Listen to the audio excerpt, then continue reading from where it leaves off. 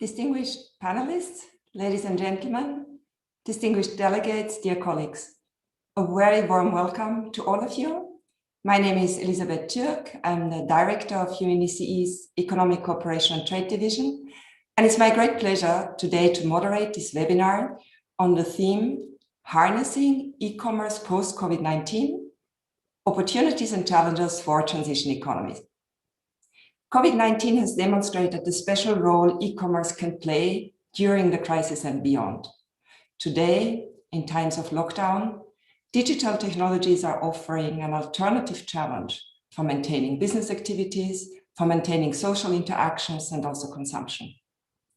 In Europe, digital adoption jumped from 80 to 95% as a result of the COVID-19 pandemic.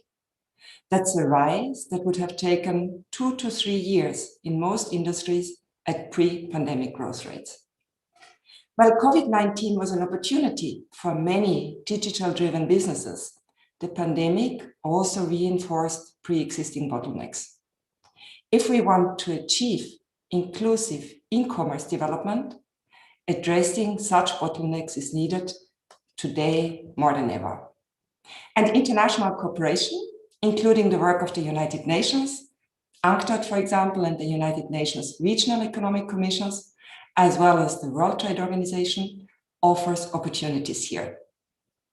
And these are the challenges and opportunities we will be discussing in our webinar today. Ladies and gentlemen, this event is the fourth in a series of webinars UNECE is hosting jointly with the Geneva Trade Platform, GTP. And these events are of a purely informal nature. They are aimed at outreach and engagement with stakeholders, particularly stakeholders in UNECE's 17 program countries. These are countries in Central Asia, Southern Caucasus, Western Balkan, and Eastern Europe. This also includes a set of Russian-speaking countries, and that's why I'm very glad that we can offer English-Russian interpretation. In doing so, we aim to better reach policymakers and relevant stakeholders in the capitals in countries with economies in transition. Should you have missed one of our prior events, you can see the recordings at the UNECE and GTP web pages. And here I would really like to extend our immense gratitude to the Geneva Trade Platform, GTP, for joining hands with UNECE in this important effort. As I noted, these informal webinars are informal, they are not part of UNECE's intergovernmental machinery, but they are of course closely related to the different work streams of UNECE. And as one example of these linkages, let me draw your attention to UNECE's forthcoming Regional Forum on Sustainable Development that's scheduled for mid-March. And the Regional Forum is something close to a flagship event for UNECE. And as part of that forum, we will also have a joint session with ITU on digital transformation for the Sustainable Development Goals. Staying with the linkages to UNECE work streams, this effort to ensure these linkages makes us take a very specific angle to discussing e-commerce today. And let me flag this angle in 3 dimensions. First, today we will look at e-commerce in the connection with UNECE's work on trade facilitation and as an enabler for sustainable trade. E-commerce is intrinsically linked with trade facilitation. There are a host of joint issues, such as the need for cutting red tape in goods traded through e-commerce. E-commerce is also very much linked with sustainable trade. That's another priority for UNECE. Improving access to ICT and addressing the capacity gaps for SMEs, for women is crucial. And all of this plays out in UNECE's regular involvement in the United Nations Global Survey on Digital and Sustainable Trade Facilitation, which is currently ongoing and which I hope distinguished audience and experts in capital that you're all responding to in great numbers. Now, the second linkage is a linkage on a specific project, and today's event really provides an opportunity to discuss preliminary findings of a study that UNECE has commissioned with UNCTAD support as part of the UN's broader post-COVID initiative. And this is an activity also together with other regional economic commissions of the UN. And we are very glad to have with us today Mr. Torbjørn Fredriksson, who is chief of the ICT policy section in UNCTAD. And that's the team guiding this aspect of the UN's COVID response. And Ms. Hadil Hijazi, director at WTO Advisors, who is currently finalizing this study. And I would like to thank all colleagues who have contributed to the study in their various capacities. And importantly, that also includes Ms. Dipali Fernandez, one of the authors of the report. Now, the third linkage is the country focus. And as with earlier events in this series, today's webinar makes a specific effort to look at our topic from the perspective of countries with economies in transition. And we reflect this also through our speakers, and I'm delighted to have with us Mr. Maxim Medvedkov from the Higher School of Economics in Moscow. And I'm also delighted to have with us Mr. Vitaly Pagaritsky, who is a counsel at the Advisory Law Center on WTO Law in Geneva. Before we dive into the presentations, let me take this opportunity to recap a few housekeeping remarks. So first of all, as I've mentioned, the event is being recorded and we will make it available to the public on our website and through the YouTube channel of the Geneva Trade Platform. Second, as mentioned before, I'm pleased that we are able to provide English-Russian translation. So in order to access the translation, you can either download the Interaktio app or you can access the web app from your browser. Once you are there, you need to enter the event code, that's TRADE21, and then you select the channel you wish to use. All these instructions for how to access the interpretation, you're also finding them in the chat box, so you can go there and have a look. Third, and the third housekeeping remark relates to our audience.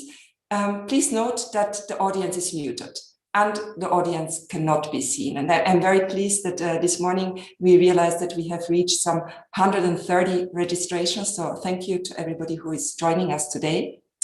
Despite this recording setup, which does not allow us to see the audience or hear the audience, we would like to really engage our participants. And we will do so by using a software called Mentimeter. That's a tool to engage the audience. And the GTP team has provided a few questions for our audience, if I'm not mistaken, 3 questions. And we will launch these questions throughout the session. In order to answer the questions, and I would really encourage everybody to do so, please go to menti.com. You can do that using different electronic devices, your iPhone, your tablet, your computer. And once you're at menti.com, you insert the code that you see displayed on the screen now, and you type your response to the question. Please be assured that none of the answers will be attributed to any individual of you. So this is a very generic answer. To start, let's ask our audience, which country are you joining us from? It will be interesting to see who we have with us today, and we will get back to the Mentimeter results as we go on with our session. Let me now turn again to the substance of our discussions. Ladies and gentlemen, we all know the COVID-19 crisis.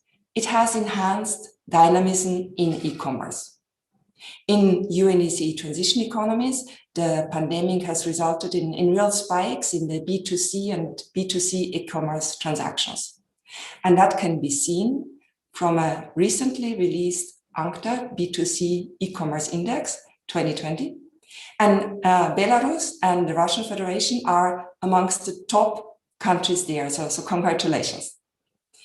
The pandemic, however, has also exposed pre-existing challenges, and these are challenges that are faced by aspiring e-commerce entrepreneurs. That's occurring around the globe, and transition economies in the UNECE region are not spared, and they are also affected by these challenges. So these are challenges, for example, relating to regulatory differences, such as access to online payment solutions, challenges related to reliable internet and electricity connections, the prohibitive cost of trading across borders, or also visibility in online searches and advertising and sales platforms. So the pandemic has stressed the crucial importance to bridge the digital divide. And that's also within countries and between countries. And COVID-19 has exposed the need to address questions about, for example, the extent to which small producers, small sellers can benefit from the opportunities that e-commerce provides. These are all very important challenges, and this last week of February in 2021, where we are about 1 year into the COVID pandemic, is very timely to discuss these challenges. It's also timely because when looking at the World Trade Organization, earlier in February, the WTO reported progress on certain e-commerce negotiations. And when looking at UNCTAD just this very week released its business-to-consumer e-commerce index. So basically, we have a product that is sort of hot off the press here. And that brings me to our amazing lineup of speakers. What will we do? We will first hear from two highly reputed advisory organizations in Geneva, one more on the legal side and one more on the trade policy, economic side.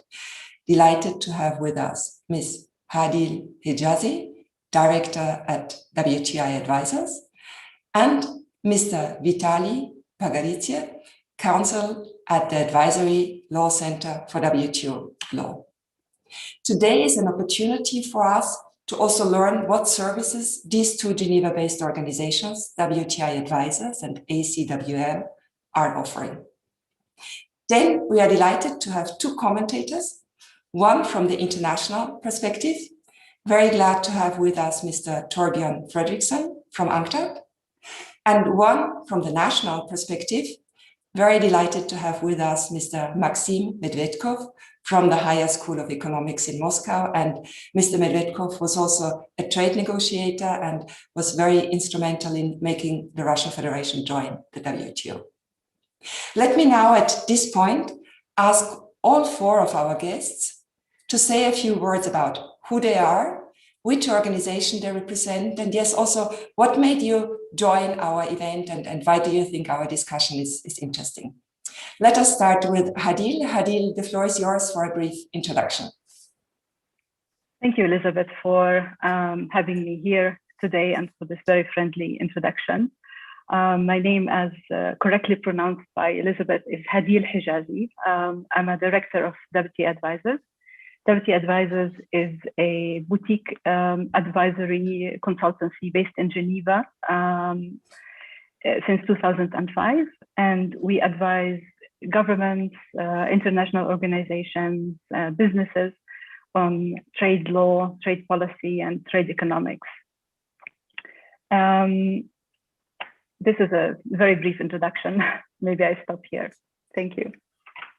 Thank you, Hadil. It's great to have you with us today, and we look forward to your presentation in a moment. Next, we have Mr. Vitali Pagaritse. Welcome, Vitali. The floor is yours for a brief introduction. Thank you very much, Elizabeth.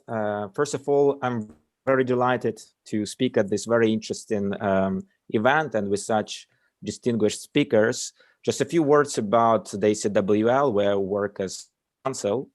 The ACWL is an intergovernmental organization based in Geneva, which was created in 2022 to assist developing country members of the WTO and at least developed countries, LDCs, on all matters of WTO law. Our mandate includes legal advice to these countries, for example, on the current negotiations of e-commerce and many other issues, representing these countries in WTO disputes, and also training for government officials, both in capitals and in Geneva. We have recently started cooperating with several WTO members from Eastern Europe and Central Asia, who I understand are also very active members of the UNSC. So, for example, Kazakhstan has joined us in 2020, and Ukraine is now finalizing its accession process. Also, as a responsible civil servant, I would like to mention upfront that everything I say here is my personal opinion and shouldn't be attributed to the CWL. On this floor, I pass the floor back to you, Elizabeth, and I really look forward to our discussion. Thank you. Thank you, Vitaly. Thank you for this introduction, and I'm sure we'll all benefit from the legal expertise you're bringing. Next, we have Mr. Torbjörn Fredriksson from UNCTAD. Welcome, Torbjörn. The floor is yours. Thank you so much, Elizabeth, and hello to everyone. And it's a great pleasure to participate in this webinar. So my name is Torbjörn Fredriksson, and I'm leading UNCTAD's work on e-commerce and the digital economy. I have now been with UNCTAD for 21 years, so I'm part of the furniture, and I've been responsible for the work on the digital economy since 2008. In this area, we do research such as the Digital Economy Report and the B2C e-commerce index that was referred to by Elizabeth. We also provide forums for global dialogue in the form of the UNCTAD e-commerce week, which this year is scheduled to take place in Abu Dhabi in October, if the pandemic so allows. We also have an intergovernmental group of experts that focuses entirely on e-commerce and the digital economy. Finally, we offer various kinds of technical assistance and capacity building to member states. We can assess the readiness of countries to engage in e-commerce and also to develop national strategies in this area. We also help improve the measurement of the digital economy, as well as the legal and regulatory frameworks for more inclusive e-commerce. In addition, since 2016, we lead what we call the E-Trade for All initiative, which now has 32 institutional partners, including the UNECE and the other regional commissions of the UN. And this initiative seeks to make it easier for member states to find partners that can help and provide assistance to deal with current weaknesses in their readiness to engage in e-commerce and the digital economy. And it also seeks to reduce the risk of duplication among the various international players, because there's a lot of players out there that are doing various things that are relevant for e-commerce, but there's always the risk of duplication instead of finding synergies. So from that perspective, I'm really delighted that we can work together with UNECE also in the context of this webinar. Thank you. Thank you, Torbjörn, for that and for shedding light on the breadth of activities on e-commerce that is happening in UNCTAD. And I'm also very happy that from the UNECE side, we can contribute a little bit to these initiatives. Now, we also have with us Mr. Maxim Medvedkov. Welcome, Maxim. We were delighted to have had you already as a speaker at one of our earlier webinars, and that was a webinar when we looked at trade and investment data. And we very much enjoyed the expertise and you brought there. Mr. Medvedkov, the floor is yours for an introduction. Thank you very much, Elizabeth. I'm working with one of the biggest Russian university higher school of economics, a big trade facility there, responsible for education of people, future trade negotiators. Not only for Russia, we have students from 6 countries currently, other than Russian. And we have also a rather big research facility on trade policy within as well. We are co-founders of a Center for W Expertise, which is a non-profit organization helping to governments, first of all, Russian government, but also others on different issues, including dispute settlement in the WTO and preparation for trade negotiations, including on e-commerce. So that explains why I'm so pleased to be with you today. Thank you. Thank you, Maxim, for that and for also giving us a glimpse of what is being offered in Moscow, both on the negotiating side and also on the dispute settlement side.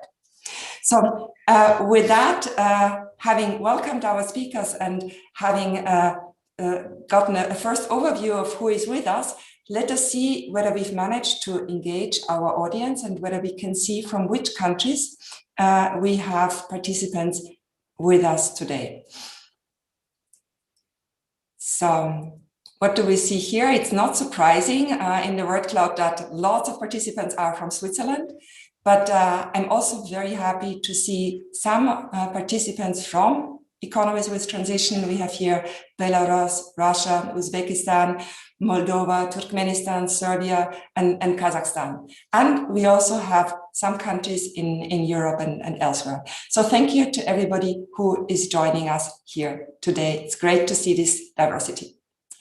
Now, let us move to the second part of our webinar. Let us proceed to the two kickoff presentations. And as mentioned before, we'll start with Ms. Hadil Hijazi from WTI Advisors to talk a little bit about the recent UNECE UNCTAD study. Hadil, we are curious to see and to hear from you. The floor is yours. And you have to unmute yourself. I realize that. Thank you, Elizabeth, once again for inviting me to participate in this very interesting discussion. A few months ago, UNCE asked us to participate in contributing to an ongoing study on harnessing the opportunities of e-commerce in the UNECE countries, specifically the economies in transition. And we found, of course, the topic extremely topical and very important. It touches upon two major developments and themes. One is, of course, e-commerce and the importance of that subject. And the other one is the pandemic. So we're very happy to be part of the contribution to the study. The study focuses, as I said, on a subset of the UNECE countries, which is the economies in transition in Central Asia and Eastern Europe. So the discussion or the issues that I will mention will reflect the focus of the study, the regional focus of the study. The COVID-19 pandemic and the associated containment and prevention measures taken demonstrated and confirmed the importance of e-commerce, not only as an enabler for economic development and for trade, but as a major contributor to the economic resilience of many businesses worldwide, providing opportunities for these businesses to continue and to maintain their business operations. The pandemic also led to different constraints imposed by physical distancing measures and restrictions on movements. Businesses and consumers had to adapt very rapidly, and worldwide, businesses and consumers moved very fast to digital channels, adapting to new business models and new consumption patterns. Governments worldwide had to react to the need to accelerate this shift, the shift to a digital economy and to an environment that is dominated by digital trade. And this acceleration process, of course, met a series of bottlenecks and challenges. Some of these challenges were shared virtually by all countries around the globe, but many of them had to do with pre-existing structural gaps, including in our in the transition economies that we are discussing today. These structural gaps, of course, were gaps that hindered the long-term sustainable growth of digital trade in these economies and prevented them from fully harnessing the opportunities of digital trade. These include digital infrastructure and connectivity, logistics frameworks and trade facilitation, payment systems, and others. Digital infrastructure and connectivity, let me just touch upon some of these bottlenecks and challenges in regard to the transition economies in focus here, and then try to present to you what some of the governments did in order to address these gaps and what is the way forward. The internet penetration in Central Asia and the Caucasus is among the lowest worldwide, with the exception of Azerbaijan and Kazakhstan. the internet penetration and the digital infrastructure connectivity in the region is pretty low. In terms of logistics and trade facilitation, these are fundamental pillars, as we know, to sustain merchandise e-commerce growth. And they are very important for trade, physical trade, and electronic commerce. And again, here there is a varying degrees of logistic network development and trade facilitation development and compliance with the trade facilitation agreement at the WTO in the region. There is greater compliance with certain aspects of the WTO trade facilitation agreement, especially in regard to cross-border paperless trade in many of the countries in the region, with e-customs declarations, and to a lesser extent with e-payment systems, digital certification, single window, and other measures. According to the UN Global Survey on Digital and Sustainable Trade Facilitation 2019 for the transition economies in the UNACE region, the average implementation of trade facilitation measures ranges from 65 to 73% for the Caucasus and Eastern European sub-region to 60% for the Southeastern European region. The implementation of measures related to cross-border paperless trade remain moderate, in other words.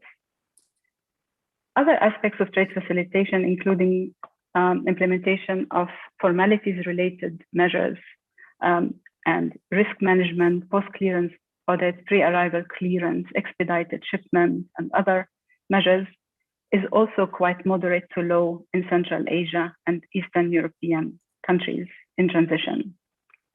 And as we know, these measures are crucial for faster clearance of small packages traded through e-commerce. This is very important for business to consumers development. Implementation of measures related to electronic payments and electronic certification is also very low.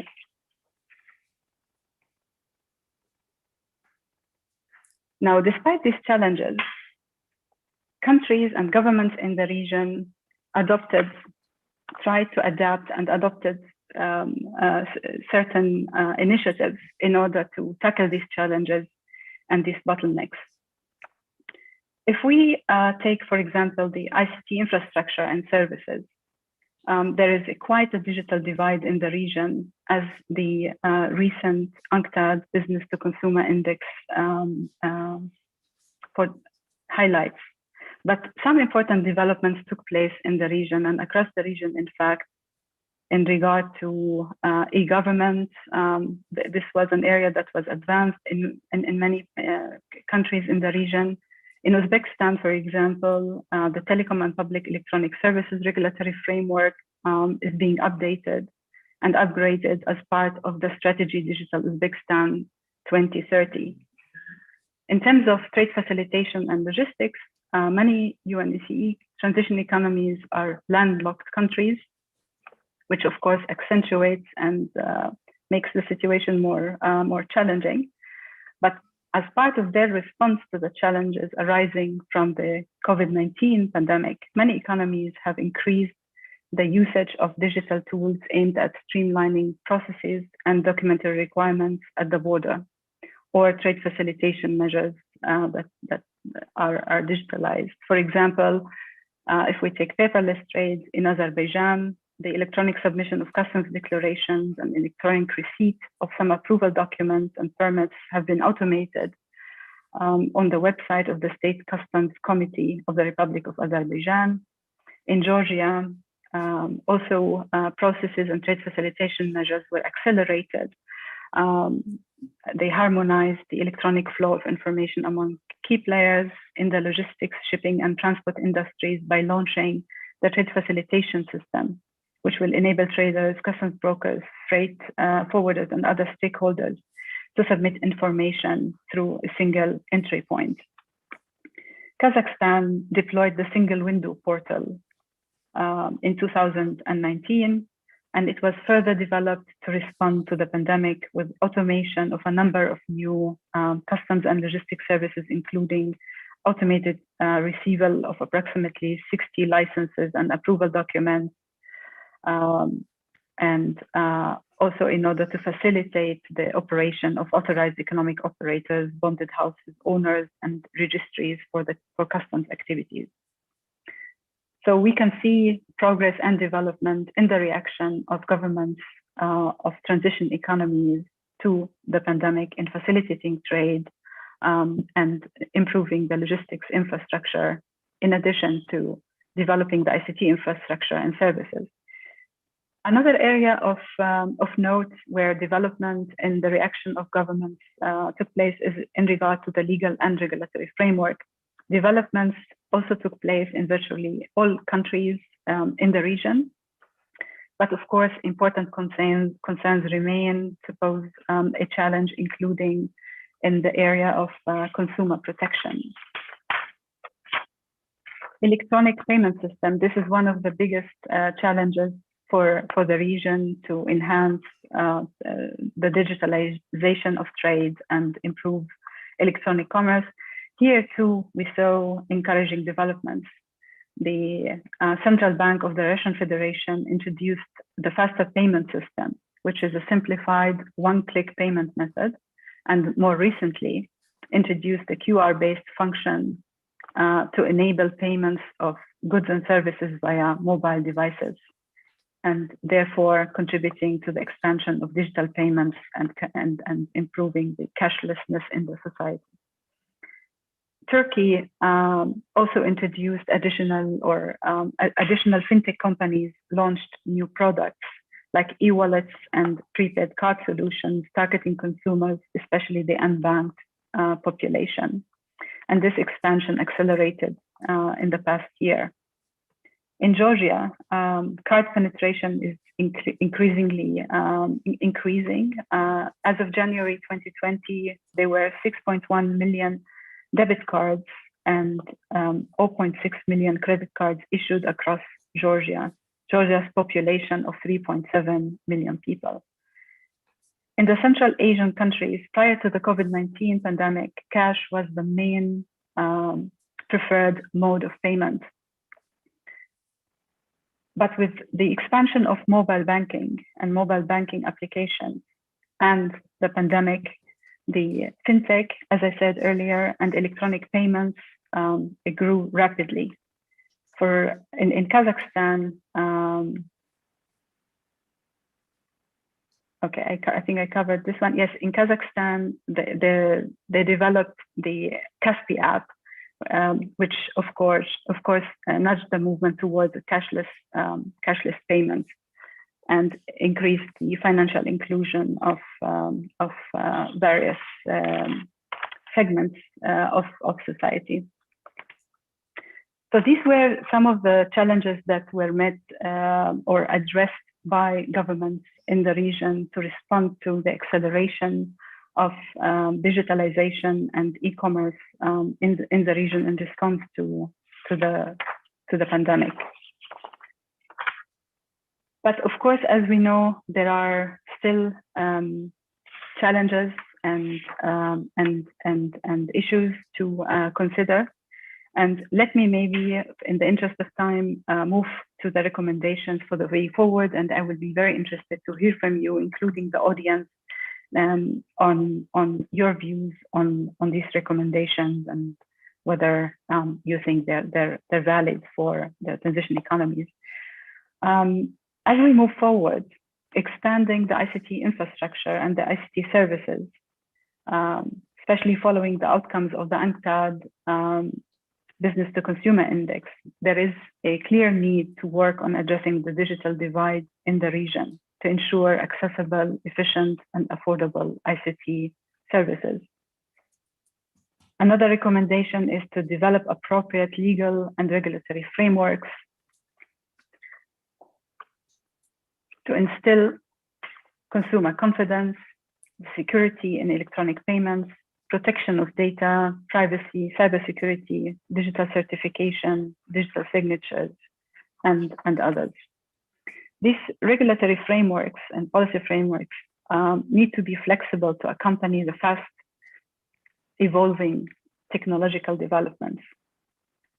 A third element that's also worth noting and worth taking note of is the importance of regulatory cooperation on not only nationally, but also the regulatory cooperation on a regional and global level to address cross-border trade and pro-competitive behavior. A third recommendation is the need to embrace the use of advanced technologies. The ability to deal with and embrace new technologies and new trends in the e-commerce market, including artificial intelligence, robotics, 3D printing, fintech, has an impact on the way e-commerce is conducted and will have an impact on the development of e-commerce. Fourth, promoting electronic payments and online financial inclusion. With improved consumer confidence as a result of regulatory developments and trust in e-payments, it's important to enable and enhance the ability of consumers to make electronic payments and enhance the digital financial literacy of consumers. Fifth, improving trade facilitation and logistics. Of course, this is very important for trade generally, but also for e-commerce. And it would be very important to accelerate the implementation of the WTO Trade Facilitation Agreement, in addition to international instruments, other international instruments and best practices for the harmonization of the electronic exchange of trade-related information, formalities, and procedures. And here the region might want to continue the work on improving the trade facilitation and logistics network, while identifying in the short to medium term, identifying the low-hanging fruits that help in developing e-commerce and help businesses in sustaining the impact of and overcoming the impact of the pandemic. For example, enhancing the adoption of automated customs processes, single windows, paperless cross-border trade, and other measures, while working on the longer term objectives and measures that are more complex, such as exchanging e-certification of origin or SPS certification and other regulatory cooperation needed to implement certain measures. In the same spirit, addressing the needs of SMEs and MISMEs and women traders is very important, including helping MISMEs and women traders to migrate online and helping them in branding and developing their online portals, provide information to MISMEs and women traders on markets and other information is very important. An aspect that's also important to consider is the need to use international standards and recommendations and guidance to accelerate trade facilitation, in addition to implementing the WTO agreement on trade facilitation. And here, two things come to mind. One is the UN CFACT electronic business standards and the WCO SAFE framework, in addition to other recommendations and international standards. Another recommendation is to understand and measure the e-commerce and strengthening global and regional cooperation. This is a very important aspect that complements any national efforts to improve the functioning of and the development of e-commerce nationally. I would stop here, and I will be looking forward to the other presentations and to comments from the floor. Thank you.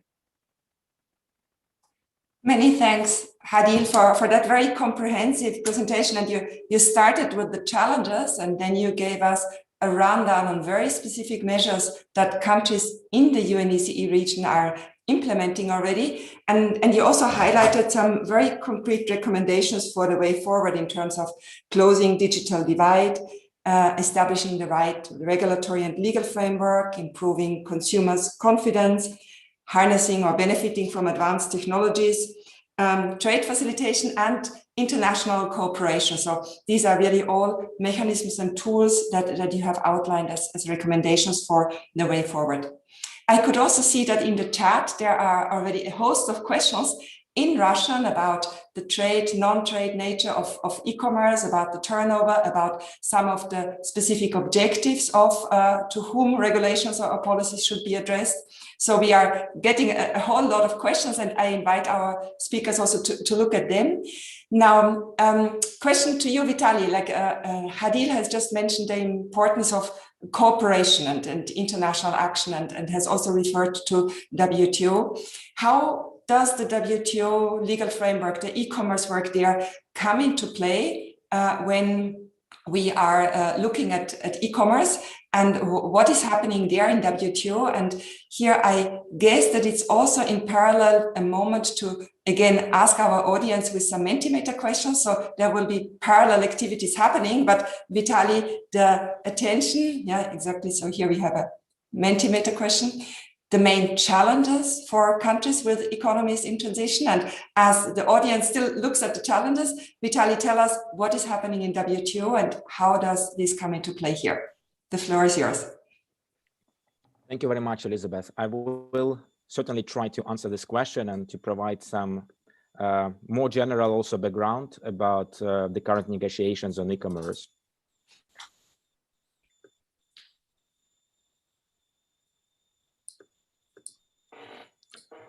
Great. So during my part of the presentation of this session, we will talk about three main issues: importance of e-commerce in global trade and what this concept means in the WTO, background on the WTO negotiations on e-commerce and the objective, and examples of the negotiated WTO rules on e-commerce and how they relate to the existing WTO rules.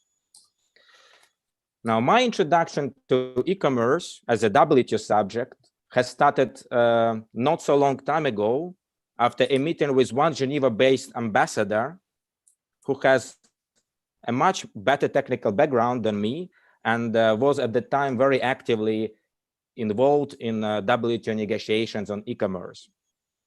Now, my personal impression from that meeting was that just a few years ago, many delegates of WTO members understood the concept of e-commerce differently, and they also saw differently the role that the WTO could play in the regulation and facilitation of e-commerce. It is clear that e-commerce is a very broad subject. It, for example, may relate to various business transactions surrounding services such as internet booking, online streaming, or digital marketing. Today, e-commerce is also a very large component of trade in goods. Think, for example, of online shops such as Zalando. I'm not even mentioning 3D printing or many other services that have emerged relatively recently.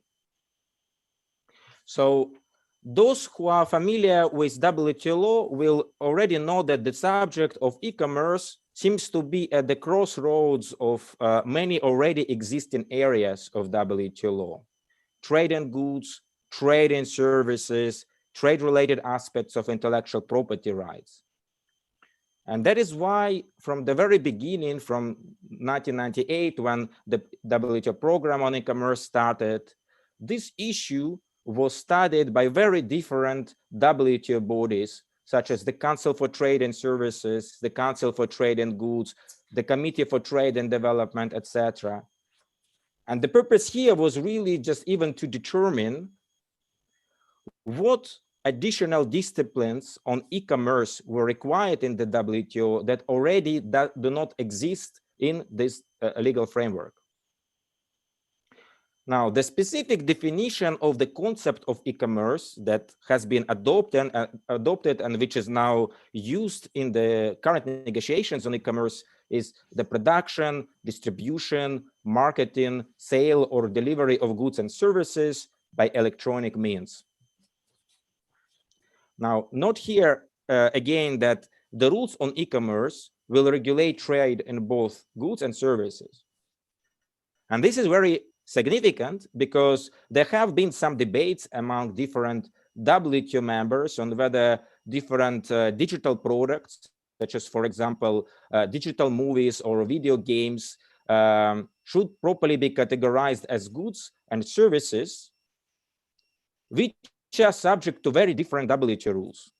So in essence, the new rules on e-commerce should make this debate less important.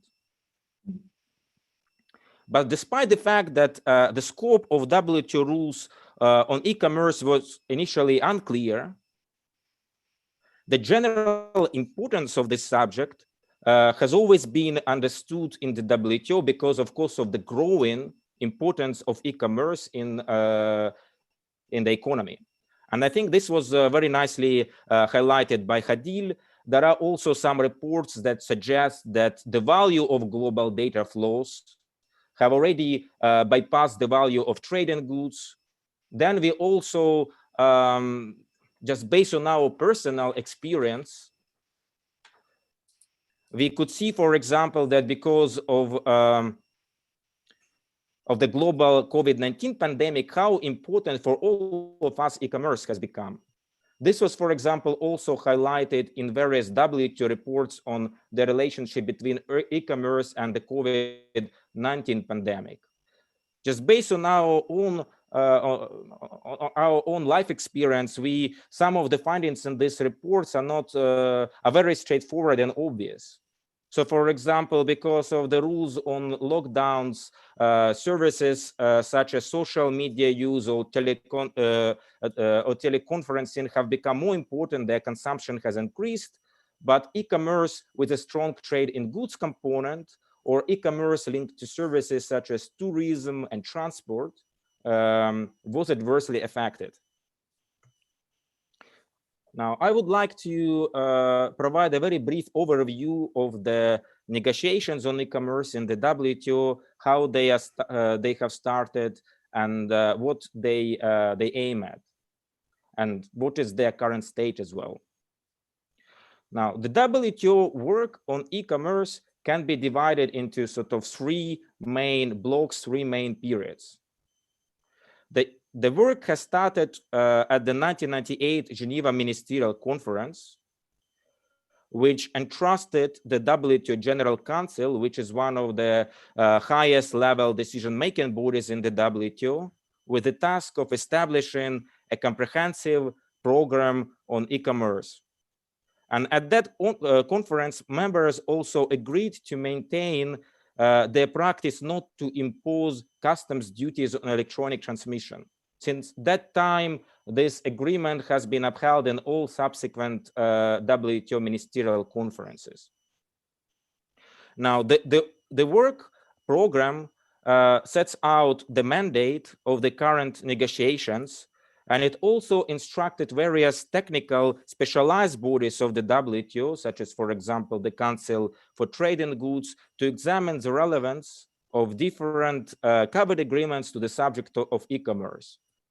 So from that period of time, the 1998 until even now, many different reports and many different technical notes have been produced on various trade-related aspects of e-commerce.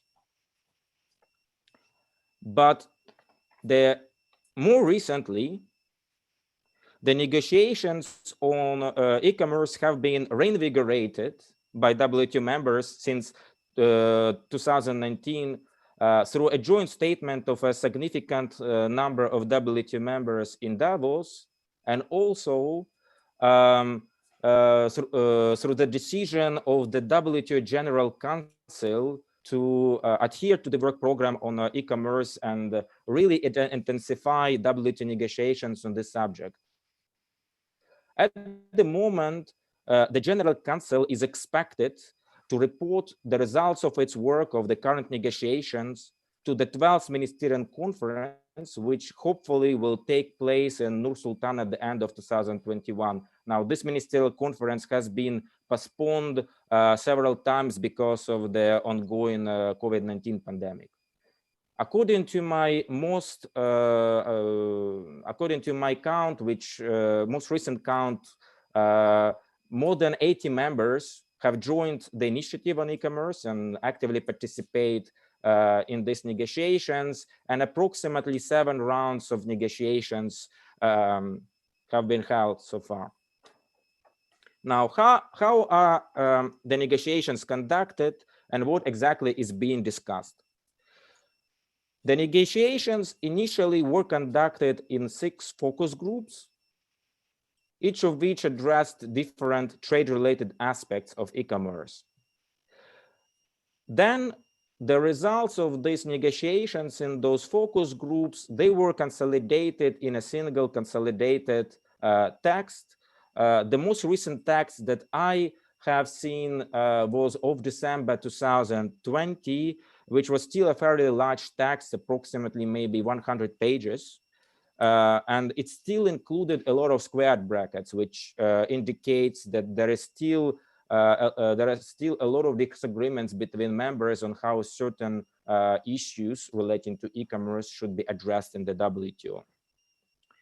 Now, in terms of the specific issues that were covered in these different negotiating groups and are now reflected in the consolidated text, many issues that were discussed in Group A address the questions of how to facilitate e-commerce and electronic administration of trade. So, for example, members agreed to recognize in their domestic systems the UNCITRAL model law on e-commerce. They agreed also to to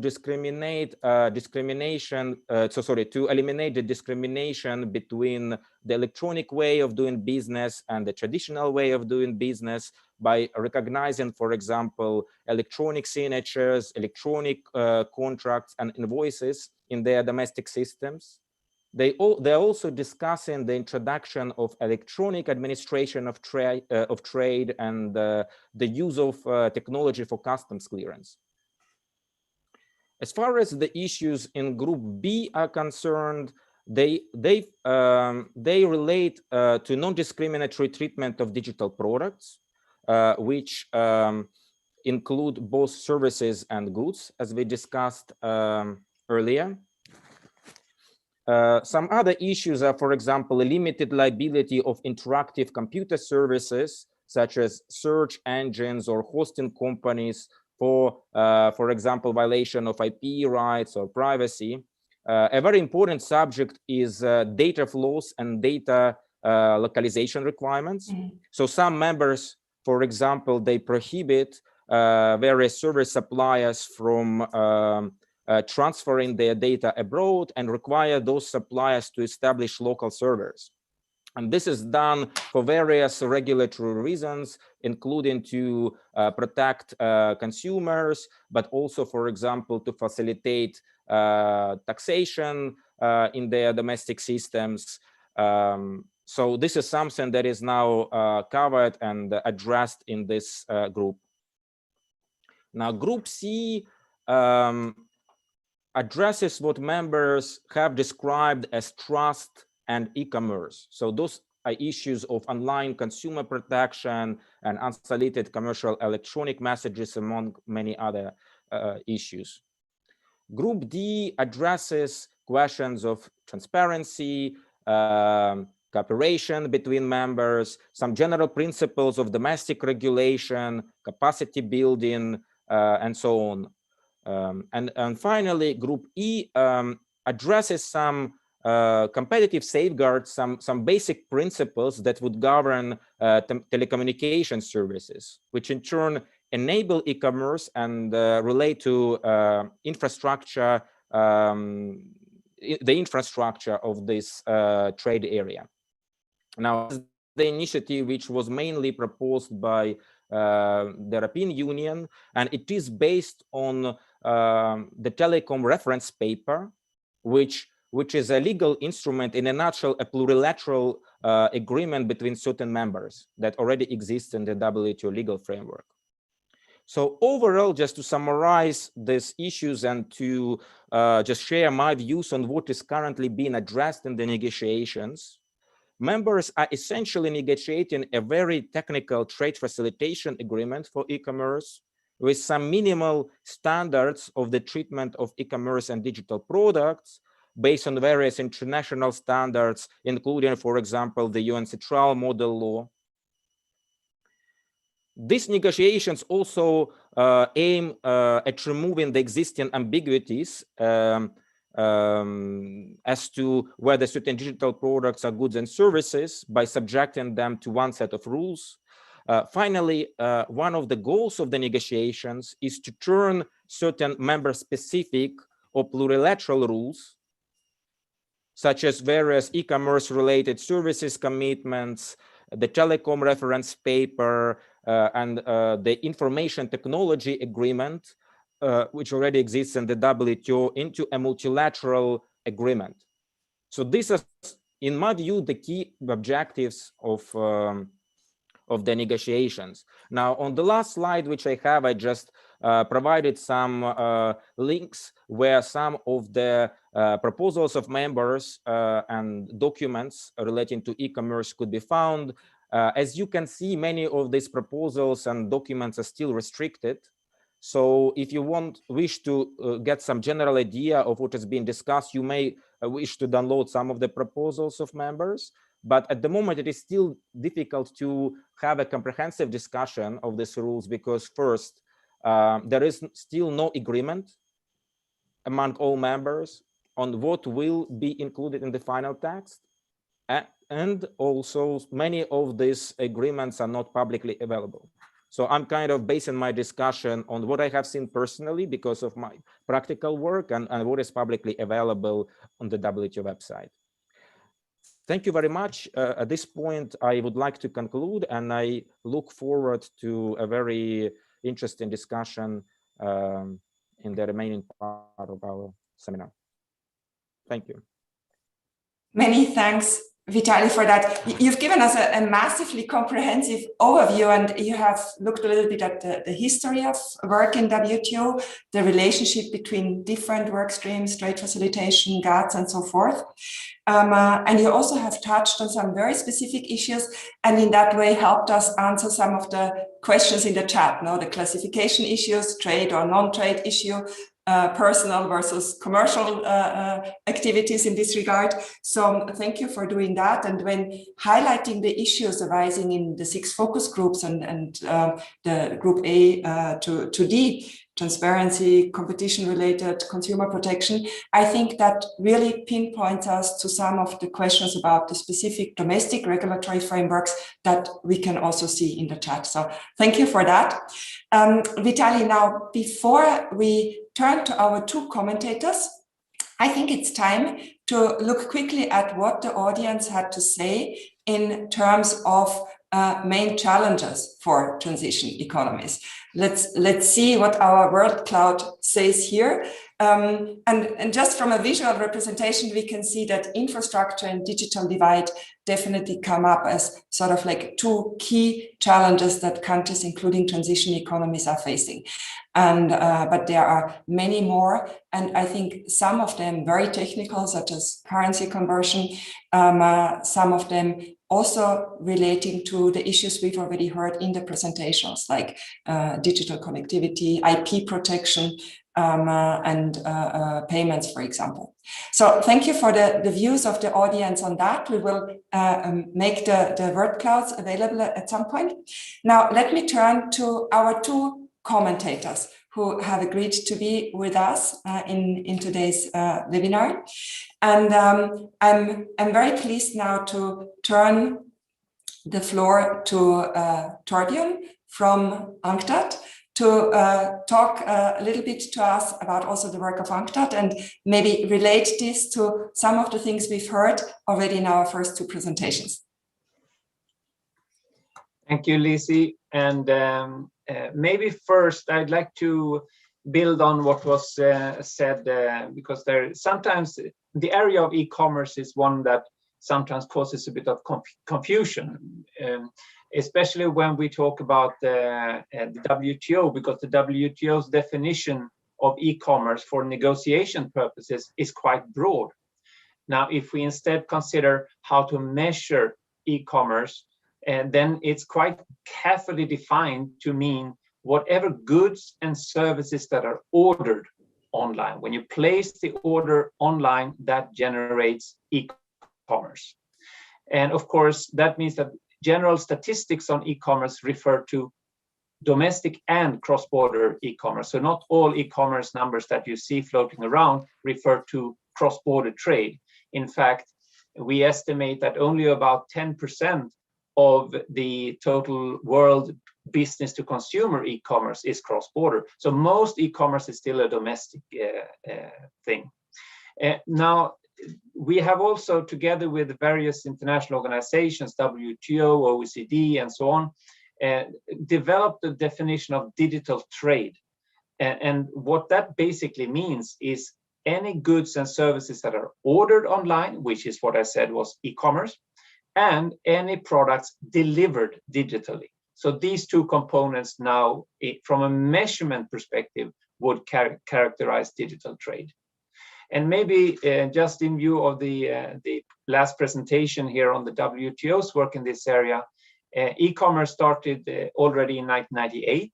And if we then fast forward to today's time and think just as an illustration of what a different world we're living in right now, in the beginning of 2000 of the 21st century, we saw data flows of about 100 gigabytes per second in 2002.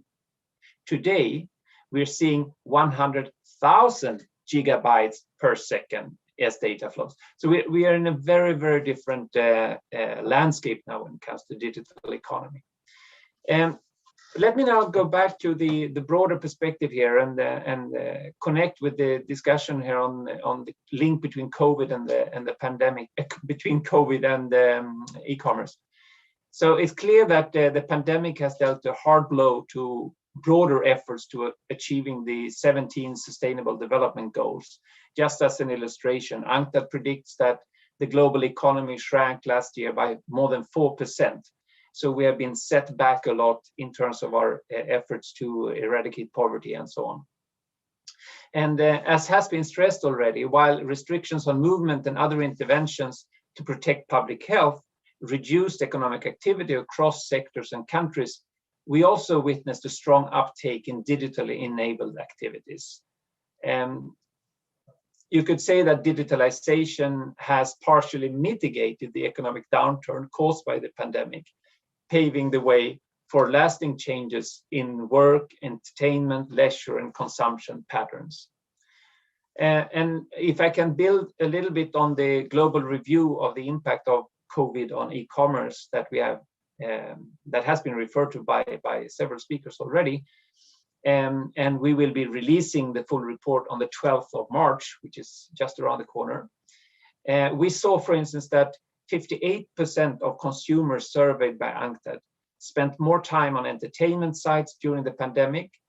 Just an example, Netflix added 26 million new subscribers just in the first 2 quarters of 2020. In terms of online gaming, sales across 50 major markets rose by more than 60% during the first quarter of 2020. The online share of retail sales increased in all sectors, but particularly in the case of pharmaceutical and health goods, groceries, electronic and ICT goods. Take the case of Amazon, the online retailer and cloud service provider. It had its most profitable quarter ever in the third quarter of 2020. And we have also seen in other parts of the world, in Latin America and Africa, the online e-commerce players have seen their sales surge very, very much. And the number of merchants that are using these kind of online marketplaces, entering these marketplaces has increased significantly.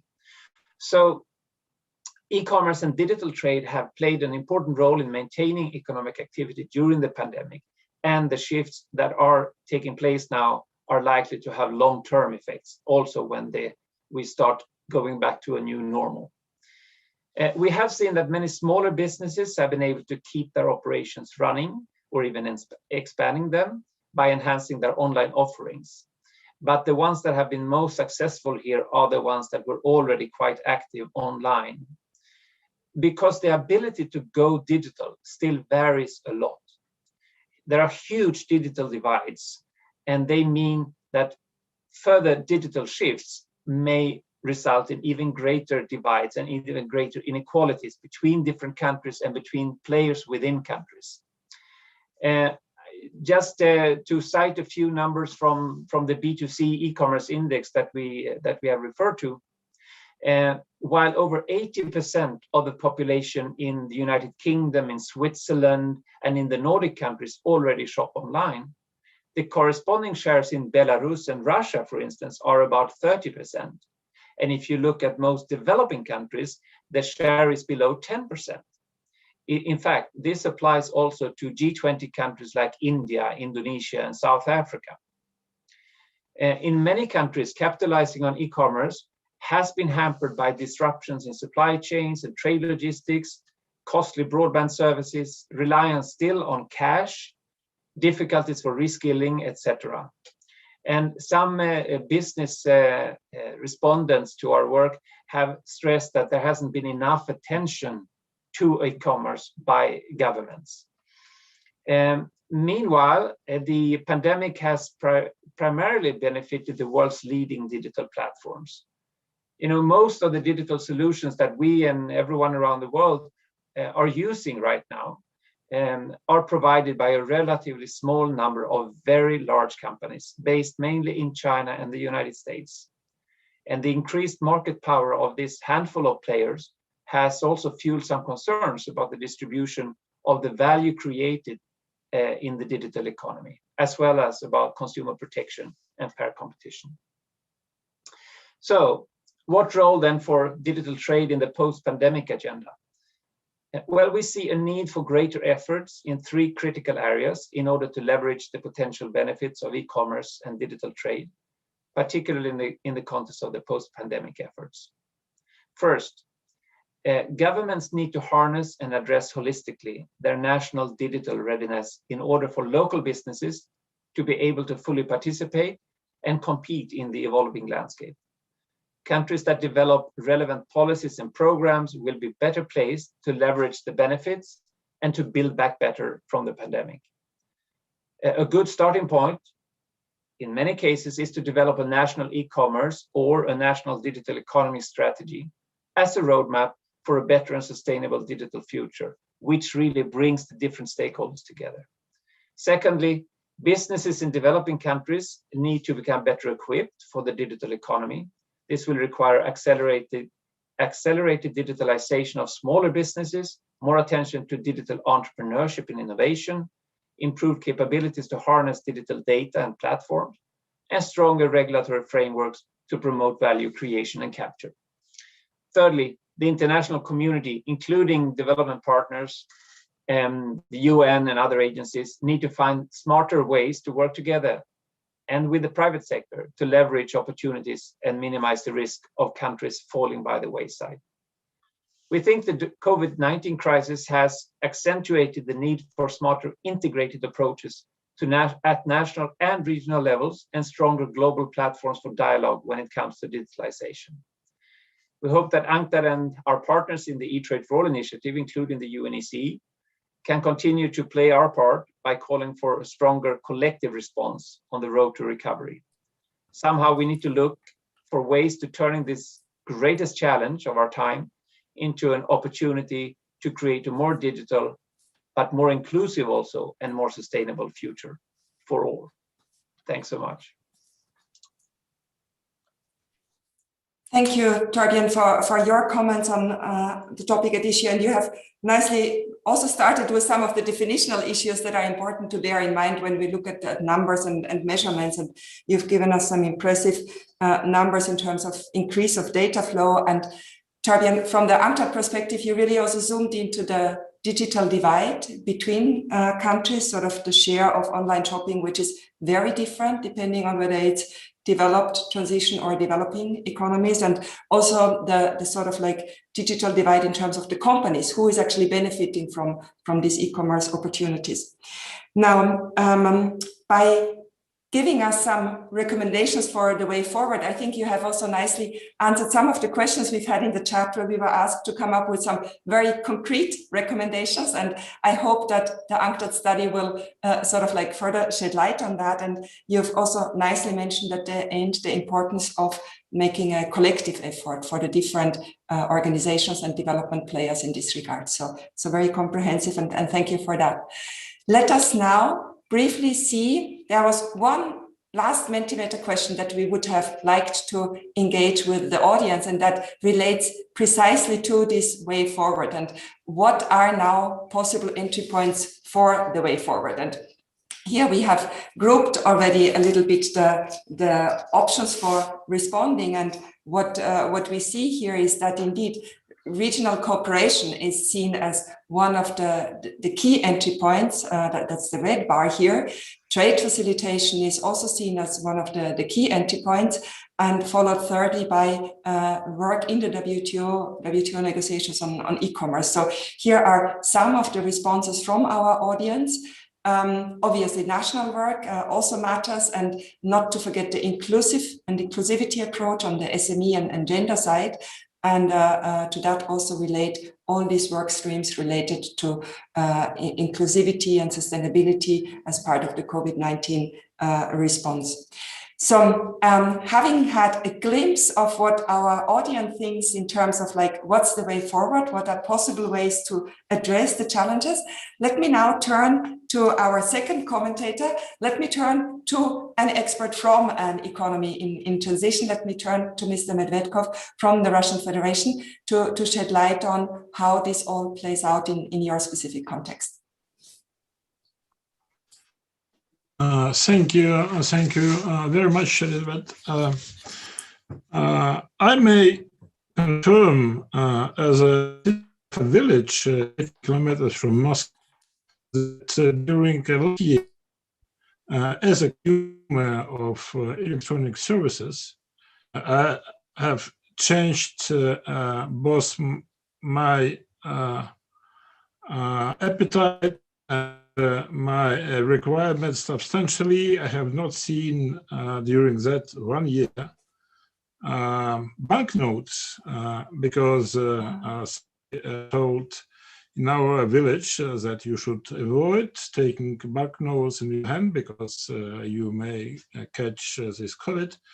And that's why next day our shop in the village has closed, has stopped accepting more the banknote operated through mobile phones, and respectively banks have in your mobile phones special programs. You don't need more credit cards.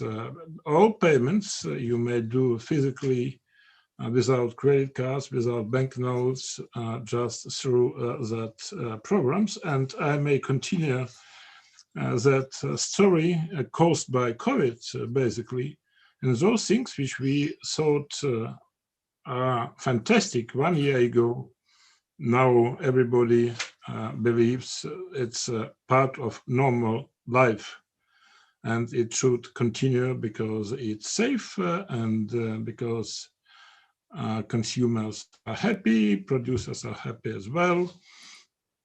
And the figures which we see in Russia in respect of, for example, e-commerce turnover increased last year by about 60%. And this year, 2021, there are expectations that we will increase by another 20% at a minimum. So this business is booming.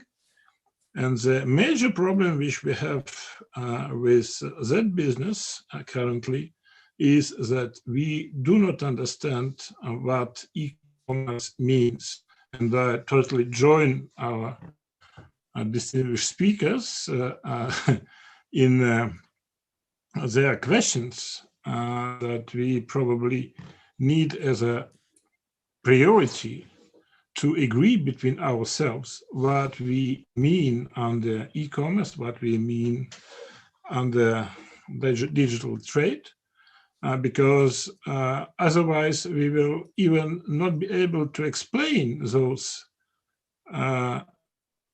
growth rate of 58% of e-commerce. What does it mean?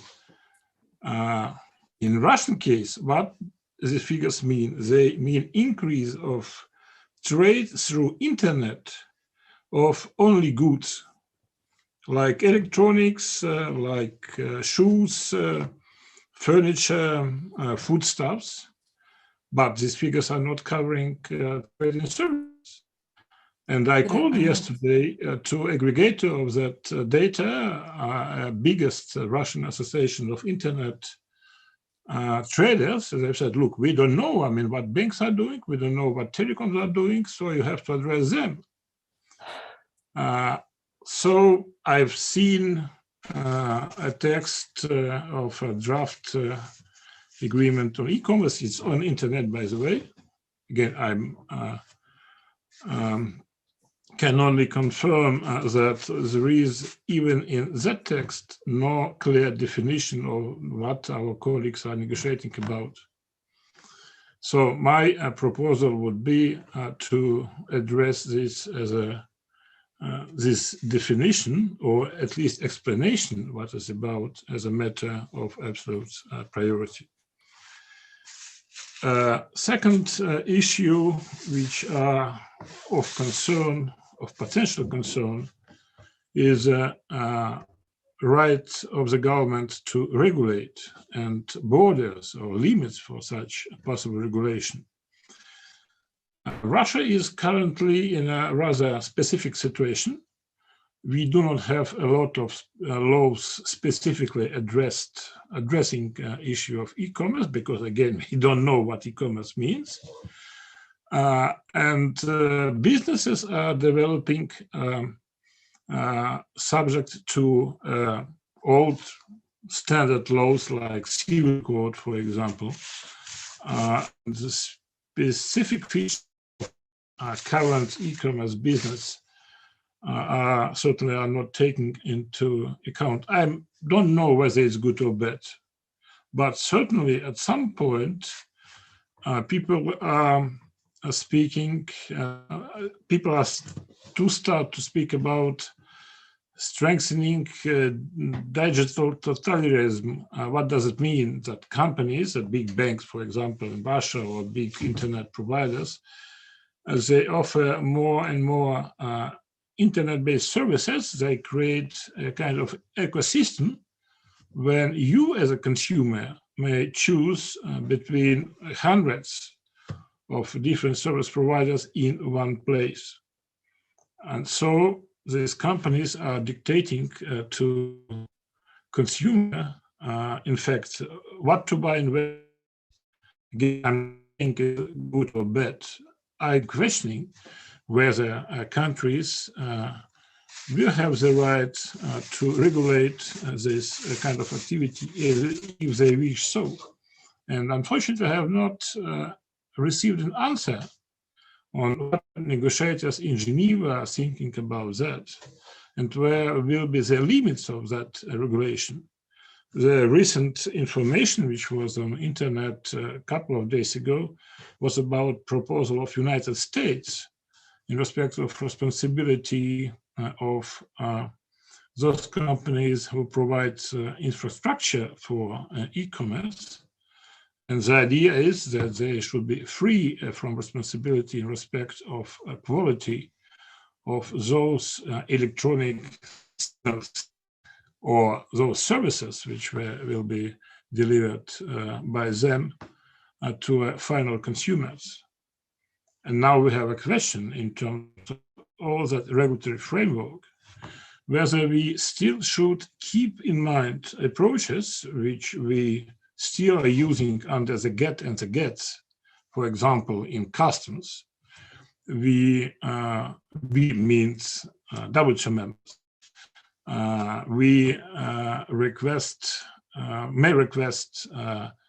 a company to either establish in Russia or in other double member in order to have the right to clear the product. Or you may hire an agent which will take all your responsibilities.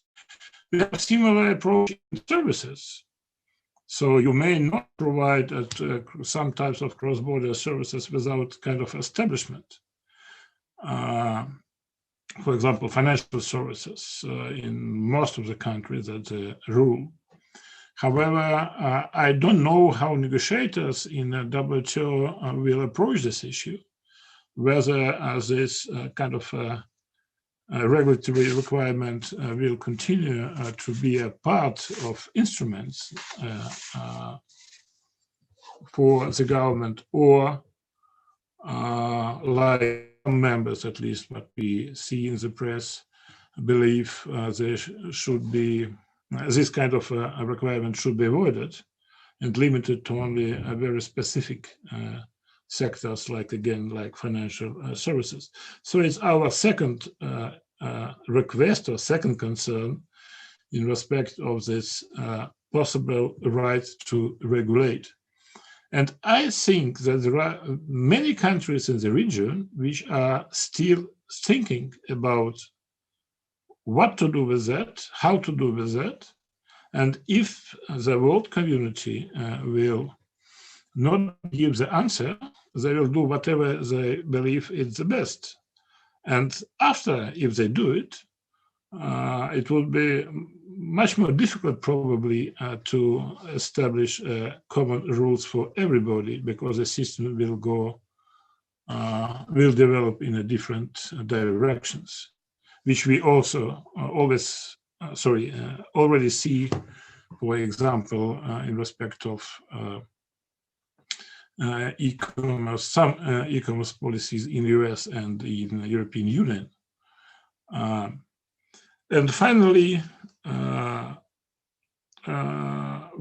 my question or remark is whether the future agreement in WTO on e-commerce, whatever it will be, should have so many best endeavor clauses as compared with GET or GETS, which are traditionally documents which impose on you commitment rather than advice that probably you should do so, that which cannot be subject to a dispute settlement to enforcement. I totally understand that in many instances and in many to avoid commitment, and traders using, for example, in negotiations on trade facilitation agreement, this approach of best endeavor clauses as a kind of a second best approach. But we should, I think, at least try to check whether we may ask our governments to decide on something which will really establish a rule for the game, recommendations for that rules. We are currently discussing a topic which will be economically and also politically very much important in the next 5-10 years. And probably it will be a much more successful story if the story will develop on the basis of rules rather than on the basis of expectations. That's what I wanted to convey from near Moscow. Thank you. Thank you, Mr. Medetkov. Thank you, Maxim, for that. And you also pointed out this big definitional challenge we are having. Like, if we don't have the common understanding, how can we measure, how can we have a proper conversation about what are we actually talking about in terms of e-commerce, and be it goods or be it services, the follow-up questions there. Maxim, you also pointed out one issue that is very close to my heart, and I think too much of the work we are doing on development questions, which is the right to regulate. And how do we deal with the right to regulate particularly in countries where the regulatory framework on a specific issue is still emerging and is maybe not yet as comprehensive. And we do realize that when it comes to e-commerce, questions such as consumer protection or competition are indeed very, very important. And you also gave the example of whether or not to request an establishment of a company under certain cases. So I think this how to preserve the right to regulate while at the same time ensuring clear rules is definitely one of the key questions. And that also brings us a little bit to the nature of the agreement. Are we looking towards the best endeavor or towards the fully legally binding type of framework? So all of that very relevant and great questions to our negotiators here in Geneva.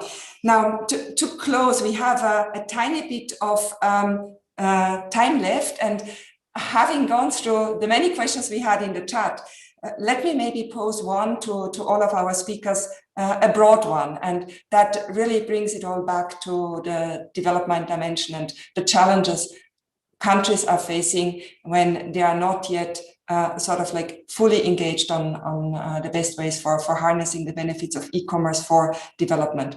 What's really sort of the takeaway? Like, what is the policy recommendation you would choose that we need to focus on?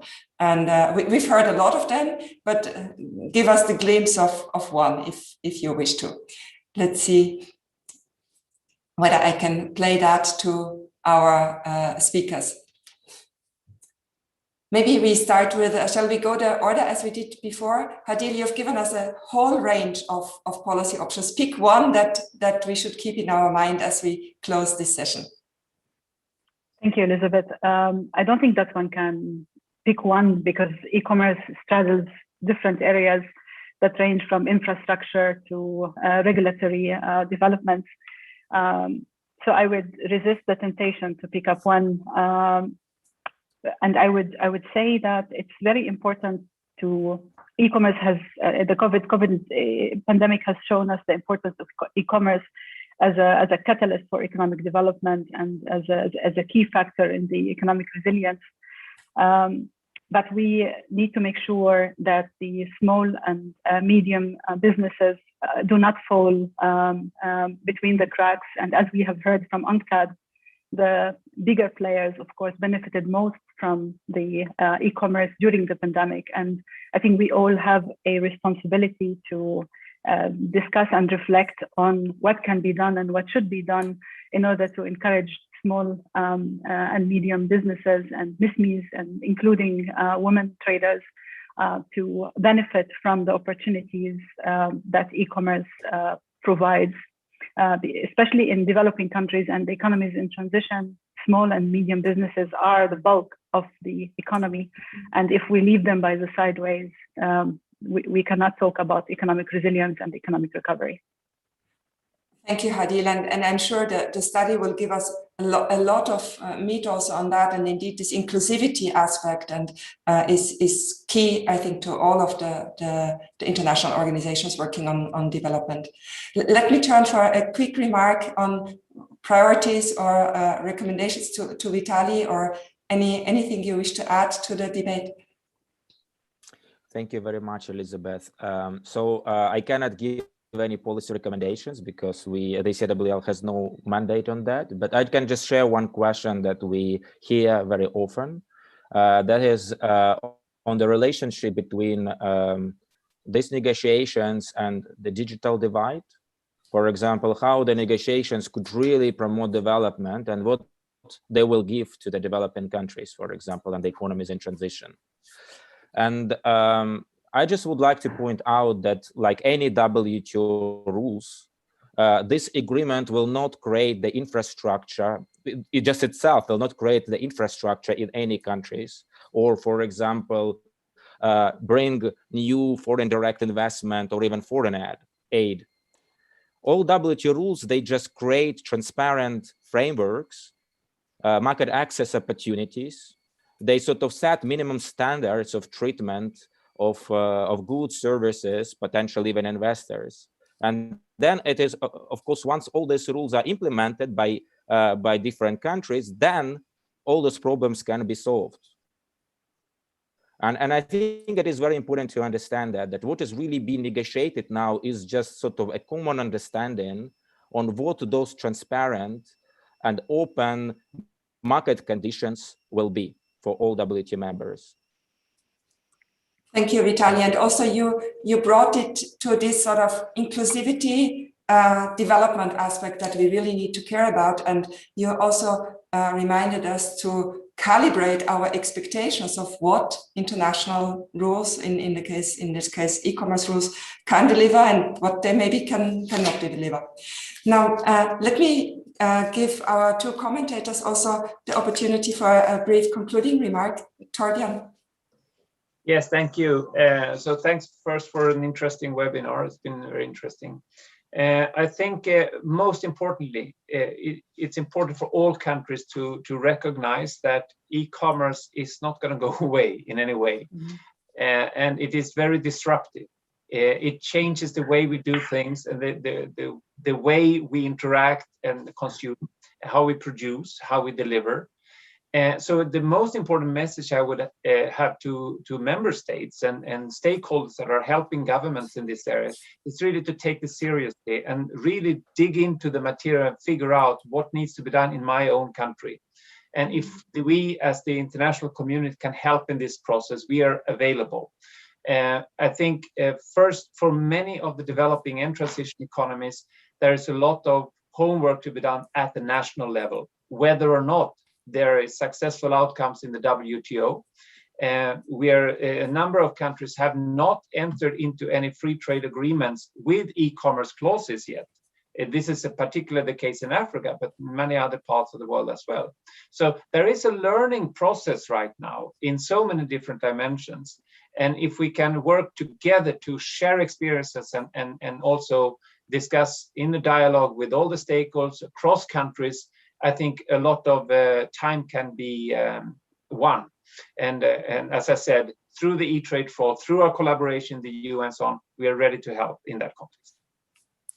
Thank you, Torbjörn, for flagging once again the magnitude of the challenge, that it's not going to solve itself. So we really need to look into this also very much at the national level, and international community stands ready to assist.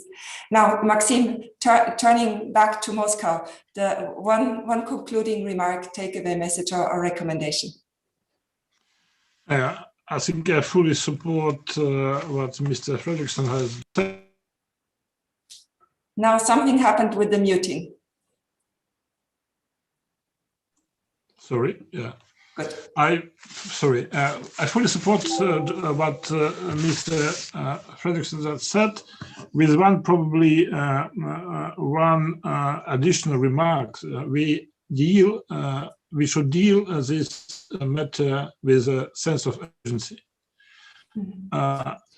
No, I mean that some negotiations are easy, others are not. That negotiations on e-commerce are difficult, but we know that difficult negotiations on agriculture, which we have had in WTO, the last 40 years, and they are still going on, and nobody knows how they will and when they will conclude.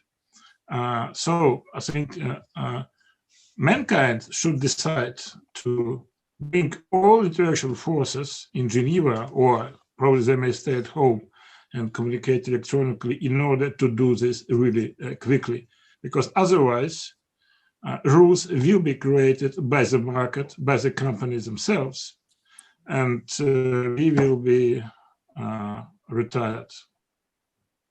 That's my forecast.